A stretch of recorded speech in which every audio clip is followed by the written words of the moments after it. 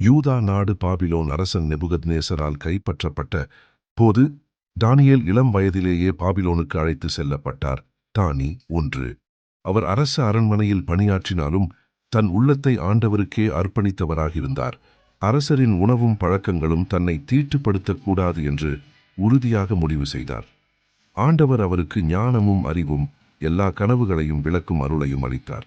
நெபுகத்நேசர் அரசருக்கு வந்த கனவுகளை யாராலும் விளக்க முடியாத போது தானியேல் விண்ணிலுள்ள தேவனை வேண்டி கனவின் பொருளை வெளிப்படுத்தினார்.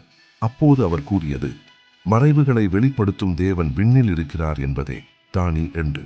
இதனால் அரசர் தானியேலை உயர்ந்த பதவியில் அமர்த்தினார்.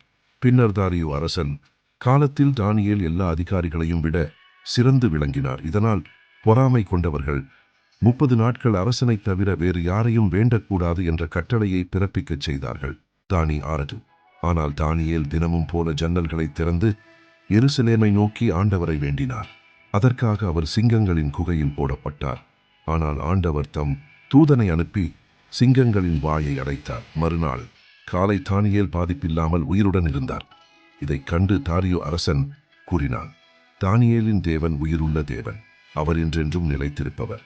இந்த கதை உண்மையான விசுவாசமும் நேர்மையும் நிச்சயம் பலனளிக்கும் என்றும் பெரும் ஆபத்துகளுக்கு மத்தியிலும் தனக்கு விசுவாசமாக இருப்பவர்களை கடவுள் பாதுகாக்கிறார் என்றும் நமக்கு கற்பிக்கிறது.